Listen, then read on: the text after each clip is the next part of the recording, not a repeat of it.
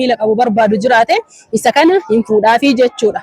Argitanii turreen namooti meeshaalee aadaa fi uffata aadaa na biraa qabdan hundi keessan isinii bahee jira. Akkuma argitan kana meeshaan hodhaa warri na biraa qabdan hundi isaa isinii dhufee jira, isinii fidee jira, isa bareeda tahe istaalallee asuma laala. Masoobiin daabboo tuni sadi dhufee ebalu abbaa hin beeytanii, safeediin daabbollee sadi dhufee kun akkuma si ergaa jirtanii. Masoobiin buddeenaa jechuudha, masoobii 5 tuyyuu dhufe. Kadura na biraa qabdan malee. Assalaamu alaykum wa rahmatullahi wa barakaatu. Ashama harka fuune jirra jirtu amantiif kutaana sooliin qoodiin baga jiraattanii hundi keessanuyyuu isin har'a wanni viidiyoo kana adda godhe yoo jiraate guutuun meeshaalee kanaa jechuudha. Meeshaa aadaa fi hodhaati. Subscribe like godhaa seena. Maaliif baaftee nu waraabne yoo jettan isin agarsiisa. Sababa baasee isin waraabneef xiqqoo obsaa. Kunoo akkuma argitan kana roobaa jiidha. Barandaan irrillee jechuudha argitanii. Asiin immoo balbala manaati. Masoobiin daabboo tuunillee kunoo as jirti isinin jedha. Tun ammoo tuyyuu ta dura bitamte ta abbaa qabdi tunii fi tun jechuu. Tun ammoo masoobii daabboo lama asitti tan haaraya dhuftee jirti. Namni bitachuu barbaada. Kunuutii heloo jedha. Akkuma asitti argaa jirtan kana daantiliidhaan illee harka tokkoon uforaaba harka tokkoon ammoo tuyyuu isinii fiigaa jira. Isin ammoo tuyyuu kanuma laaltanii like share gochuu hin dagatinaa isiniin jedha kabajamtootaa fi hordoftoota haadha rasaan. Kunoo akkuma asitti argitan kana daanteeliin kana jechuu kalarii kana tokko bichaadha. Kana jechuun kiyya tokko jechuun kamasoobii tokko katirii tokko akkasuma kamasoobii daabbollee kamasoobii buddeenallee maajii jechuudha.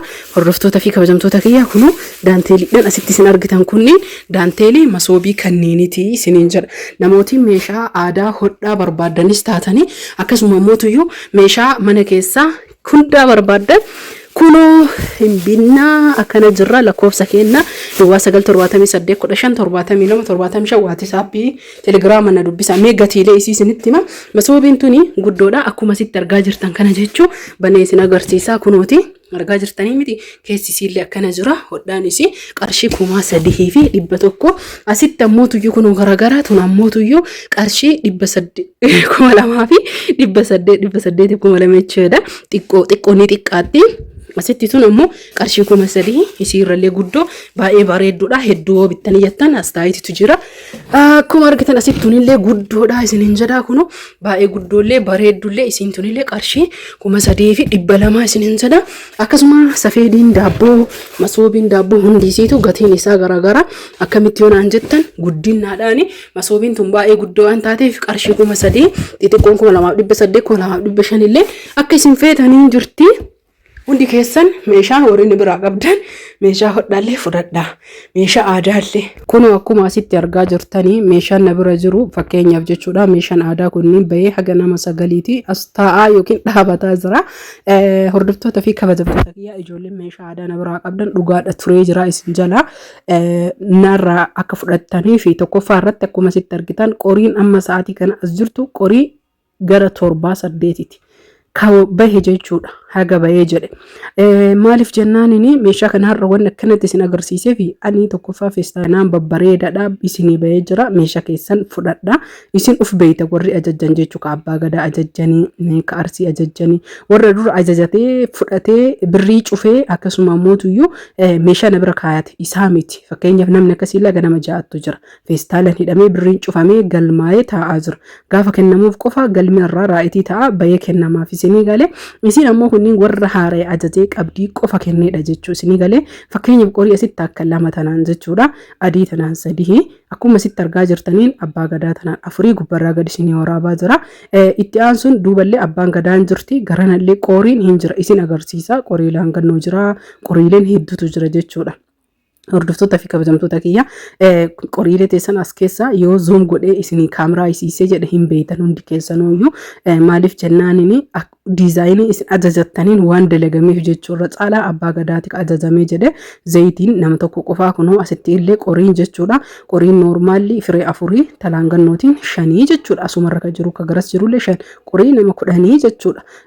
Sabaree kana dhiifama ciicoo kana namanna ajaje eenyu akka ta'e hin beeku. Namni na ajajjanii ajaja jechuu yookaan deebitanii baxxaltan dhiiftanis tahee akkasuma muka irra jiraattanii koottaa fudhadhaa dhiifama waliin takkaayyuu dogoggoree hin beeku garuu isa kana nama na burjaajesse wallaalee jechuun kastamarootuma maatii kiyya keessaa nama na ajaja kana duuba deebi'an tahee hin beeku garuu dhufee jira meeshichi turee dhiisanii hin beeku. Itti aansuun uffata nama afuriiti jechuudha.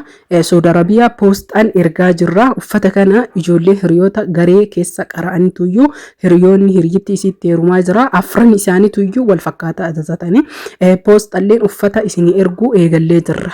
Waan biraa osoo hin tahin waan akka carqii firaashaa uffata waan tokko akkasuma barbaree shiroo dhadhaa fi daa'ima waan hin tahin dhangala'oo poostaa haga ammaatitti ergee hin beeku waan ta'eef akkasiin hin jedhaar. Kanaaf namni dhibbarraa dhibbatti barbaadan heloo jechuudhaan lakkoofsa bilbilaa kiyyaa ka asirra jiru kanaan na dubbisuu hin dagatina. Viidiyoo kana immoo odoo laayik sheeriin godhin illee irraa hin bayina. Uffanni kun amma faashina biyya keessatti illee biyya alaatitti illee garuu faashina adda addaa hojjechiifatu. Duu bareedaadha kun argaa jirtanii maashaallah tabaarakallah. Kunis bareedaadha kan miila hin qabne garaagarummaa kan miila qabuu fi kun kan miila qabu kun kan miila hin qabne argitanii garaagarummaa isaa ilaala argitanii kanaafi garaagarummaa isaa hin fida rakkoo tokko hin qabu hojii waan ta'eef yooma takka illee rakkisu akkuma argaa jirtan masoobii dhaabbata namni baay'een namni bitate hin jiru kun haala kanaani isiinuu kan madaabaraati itti aansuun ammoo beelloo isaa isin agarsiisa walumaan haa fayyadamnu